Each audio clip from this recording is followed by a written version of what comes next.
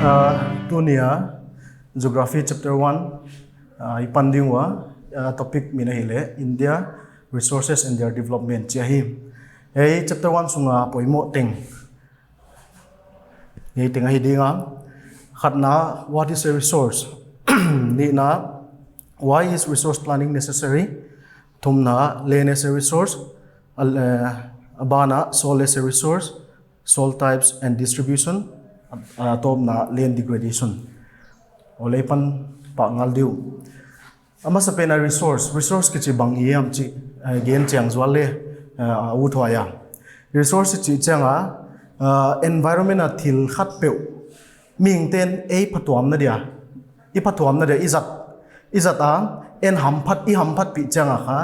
thil wai thil pen resource kichi hi. Ate khin nai en zwale swang pi khatom hin lang. Why swang pi pen ming ten azat nai thei ke le resource pa lo ai hanga azat na thei na why swang pi pen hi ne ni na inlam na khung jang le why swang pen e the resource why jak taka resource ki chi pen ming ten i bol kha ta hi na chi cham te non le a hoi dinga why zo en suk non le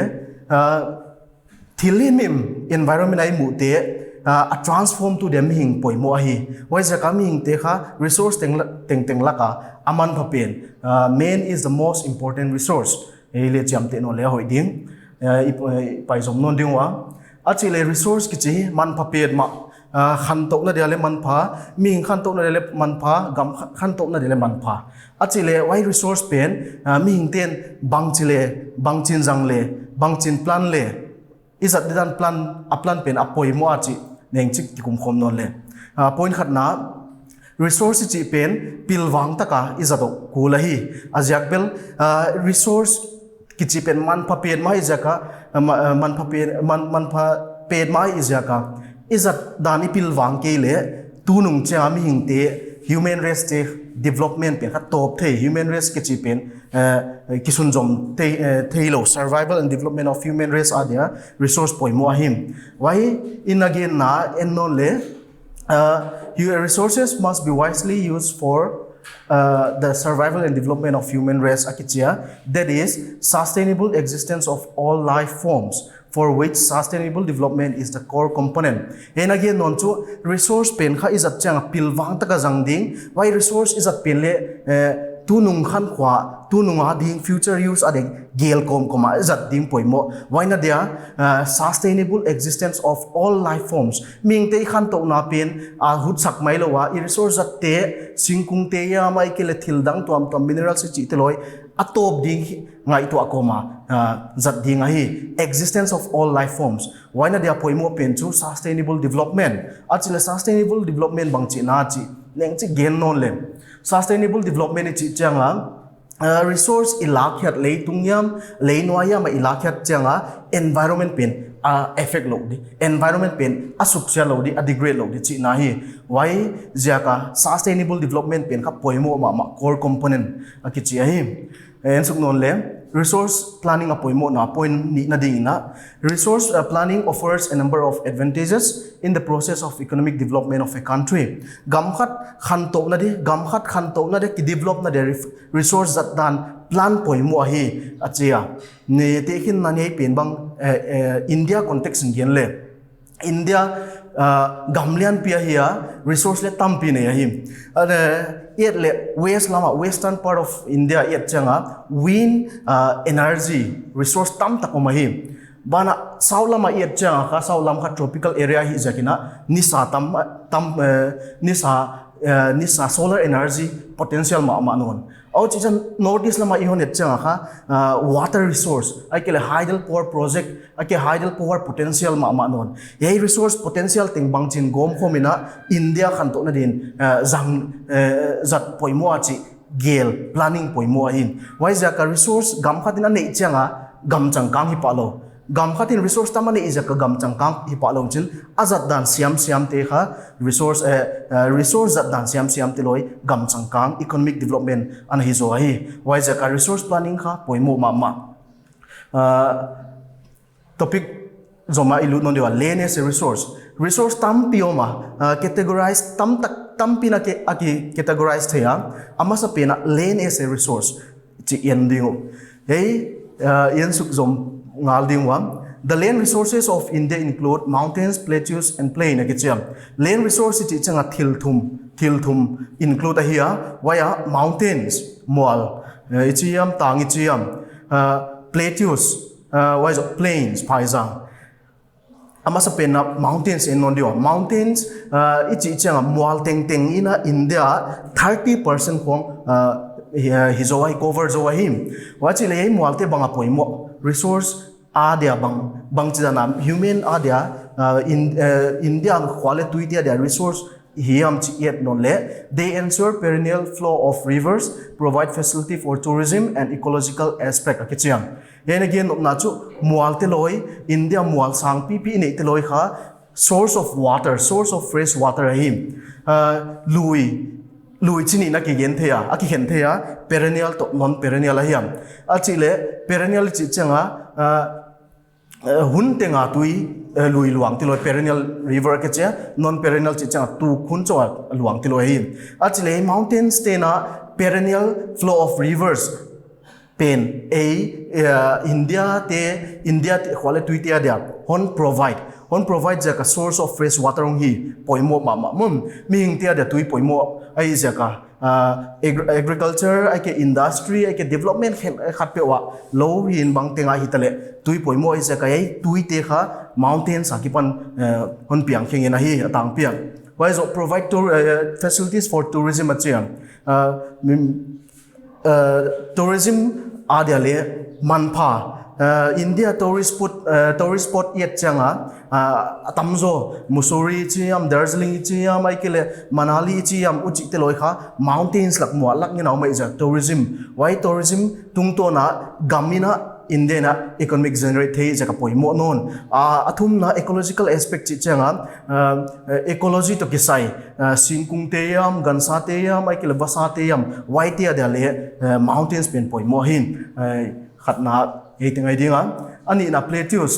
chi changa tungtun mualdan de ile mualdan azum to loina abang khat maya hi why te kha plateaus ke chia plateaus account for 27% of the country's total area 27% khong plateaus ten ukhum luakhum ai kele 27% pe of the country's total area pen plateaus ai achile ei plateaus te lo India dia banga poimo na chi changa minerals lama minerals akimuteng teng India minerals akimuteng teng yet changa ei plateaus area hitang pi bangjagiam chile class 9 na India formation isim laya plateaus pen kha India landmass laglaka au papen all this landmass Gondwana landmass original Gondwana landmass akipan original part pen plateaus India the original part pen plateaus ai jaka swang man pha tam tak ki phum omahi why kya hilowa au pat ma jaka pi plateaus pen au pat ma jaka fossil fuel tam pi le reserve form why kya le forest le him why tengkha plateaus poimo na hiam athum na point hum na en non le plains phaizang che 43% kong tungjo ai phaizang ei phaizang te banga poimo nai chi changa agriculture ading industry ading bang poimo plains chi cha alei kha hoi ma mai jaka hai tam tak adia hai chi tam tak adia lei hoi ai jaka ha agriculture India agriculture mun pi ting yet chang ha plains ngen an hi food grain of India bang aki chi saka plain areas te why kya le hilowina industry de bang poimo industry ke sadam de phaizang poimo non ei tengkha land as a resource ahi dan aman phat dan ei tenga him azoma ilut non dingwa soil as a resource achile soil as a resource yen suk non dingwa point mas pendina it is an important renewable natural resource ki renew thei top thei lo ki renew thei aki boldan source aki formation pen millions and millions of years lut ma lelen soil pen kha ki renew thei a fertility le ki renew thei mi hingten pani lag jek le ki renew thei gi ge jaka important renewable natural resource aki chiahim achile point ni na being the medium of growth it supports different types of living organisms hey na gen nop chu banga chile sol ki chi kha singkung te kel hai te dia kha medium of growth ai na ziak taka organisms mu the lo le lein wai tampio ma hi why organisms ten le on su ho in chin leung su hoi chang hai chi te mi hing ten ki harvest why pen kha apatuam na hi no na achila point hum na le medium of growth ai na ziak taka sol in kha inek te hon influence isil le ten te hon influence bana i lifestyle tan phale hon influence the hi apoi mo dan ye ting thuma hi achile abana ilusunon there are soil types and their distribution in their soil types soil kichi chibang za omhiam ai kile koilak laka ki distribute a distribution pen en suk non le in their soil types ka guk oma waite aban ban kun gen dia alluvial soils regular or black soils aken cha black cotton soils le kichi regular pen a local minahi athumna red and yellow soils ahiam alina laterite soils angana arid or desert soils agukna mountain or forest soils hey tenga vikin end chile aswod dinga waizakina apoi mo diak ithei tigel yendiu alluvial soils features of alluvial soils alluvial soils bang hiam chi neng chi genon le alluvial soils chi changa lui mual tu aki pan luyan luang suk ten lei hon non suk zelwa phai jang lak mun jang lak a lei wai lei te kisevum zel ki deposit zel why deposited soil teloi kha alluvial soil sedimentary soils le ki che him achile alluvial soils banga poimo na they are very fertile and form the foundation of Indian agriculture lei alei hoi pen ma hi zaka Indian agriculture the foundation bol tu le ki che him achile ani na they are rich in minerals like sand silt clay potassium lime minerals can cut ani te alluvial soils ani te le sand silt clay potassium lime hilale ei alluvial soils kichi minerals can cut neilo minerals poimo can cut neilo why minerals attack sapte bangiam chile phosphoric nitrogenous and organic contents hey alluvial soils telo chini na ki khen theino na au pat dungzui na chini na ki khen thea au pat dungzui a formation based on formation they can be classified into two groups they are Bangar that is all alluvium soil and Khadar new alluvium soils aki deposit masateloi all alluvium soils in India local language na Bangar akichia waizo ani na Khadar pen all alluvial soils aki deposit thak teloi achile abana en non dingwam contain calcareous concretion known as cankers calcareous concretion chi swang chi khat ahiam local power canker sa kichia ye cankers pen banga ki jangiam chi chenga khota a in rong nu na ding in white washing na ding na ki jang tang pi hi achile features of black soils in zomnon dingwa black soils they are typical of Deccan Plateau and are black in color black soil kichi Deccan Plateau kimua hi why zaka Deccan Plateau pen black soils le kichiam why bana Deccan Plateau a leom te solom te kha arong pen kha black is zaka black soils kichi simple ta ka gen le achile a features te in the characteristic features te loi amau they are clayey deep and impermeable that is can hold moisture for a long time achinona appoint in again to ye black soil it loi manma ma ai zaka tuile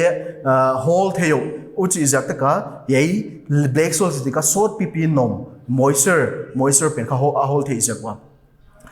point hum na en on the what they are rich in minerals like calcium carbonate magnesium potash and lime ye black soil ki chi kha minerals ani khen khatte ani minerals apoimo ani khen khatte calcium carbonate chiam magnesium potash lime ahim hilei black soil pen kha minerals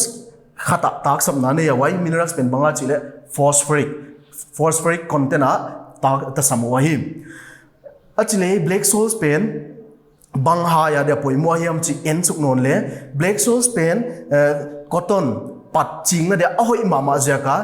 black sauce pen black cotton sauce le ki chia hi adia ka India ye changa black sauce ki chin cotton ki chin na para ki chin na te black sauce reason hi tang pia hi they can play two part lak an hi tang pia hi achile azoma ilu nonding wa land degradation achile land degradation ni chi bang hiam ya definition la ki pia definition usual di land degradation ni chi changa le a quality akyat niam changa bana azat na pen on tom ya changa land degradation akichia hin land degradation factor to amin atun theya why causes of land degradation bana a state yen suk non dio a table akikapia a point number 1 overgrazing chi changa ganvul tam luat jaka why ganvul ten land degradation tun overgrazing jaka land degradation omna state te hile Gujarat Maharashtra Rajasthan Madhya Pradesh chiam tele poimo mama din kagingta ani na deforestation due to mining jaka singphu ka omte jaka land degradation le India lian tak ai tam tak mun tam tak ano mahim why amun a state omnate land degradation due to